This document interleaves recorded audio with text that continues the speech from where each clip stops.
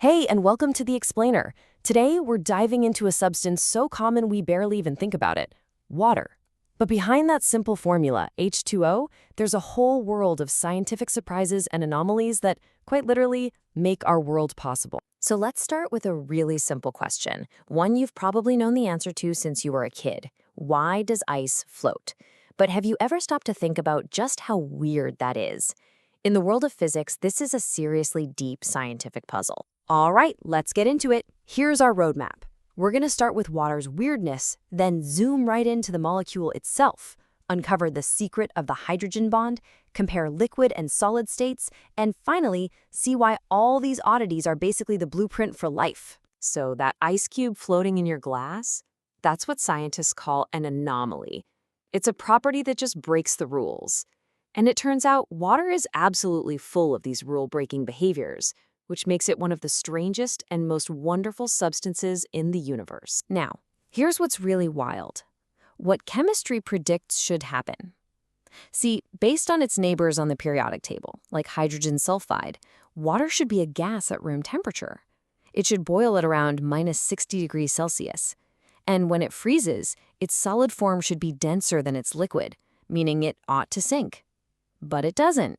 So why? To solve this mystery, we've got to zoom in, way in.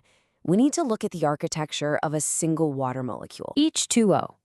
2 hydrogen atoms, 1 oxygen atom. Simple, right? But the real magic isn't in the ingredients, it's all about how they're put together. And here it is. This is the key. A water molecule isn't a straight line. Nope. It's bent, kind of like a V shape. The 2 hydrogen atoms are attached to the oxygen at this very specific angle, about 104.5 degrees. And that angle, that bent shape, you gotta remember it, because it's the root cause of pretty much everything that makes water so special. This bent shape gets even more interesting when you consider that the oxygen atom is highly electronegative. Just think of it as being really greedy for electrons. It pulls these shared electrons from the hydrogen atoms closer to itself, and that creates an uneven distribution of electric charge. So what's the result of all this? This imbalance makes the water molecule polar. You get a slightly negative end over by the oxygen and slightly positive ends over by the hydrogens. The whole molecule starts to act like a tiny, weak magnet. And you know, when you have billions and billions of these tiny little magnets all floating around together, something incredible happens. They start sticking to each other in a very special way. This is the central secret we've been building towards. It's called a hydrogen bond. The positive hydrogen end of one water molecule is super attracted to the negative oxygen end of another one. And this isn't just some flimsy attraction. It's an unusually strong intermolecular force that glues water molecules together. It exists in this perfect sweet spot. It's not as strong as the covalent bonds inside the molecule, so water can still flow, but it's way stronger than the forces between most other molecules, which explains why it takes so much energy to boil water. Okay, so let's see how this all comes together. Now we can finally understand the difference between liquid and solid water and answer our original question. In liquid water, the molecules are in a chaotic dance. Those hydrogen bonds are constantly forming, breaking, and reforming, allowing the molecules to slip and slide past each other. But when water freezes, that chaos gives way to order. The hydrogen bonds lock the molecules into a rigid, organized, stable structure. So in this frozen, orderly state, every single water molecule does something very specific. It forms 4 stable hydrogen bonds with its neighbors.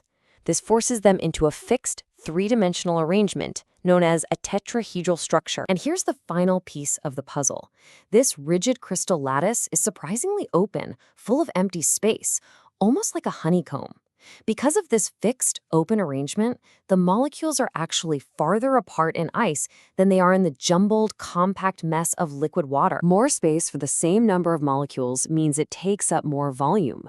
More volume for the same mass means it's less dense. And that right there is the big reveal.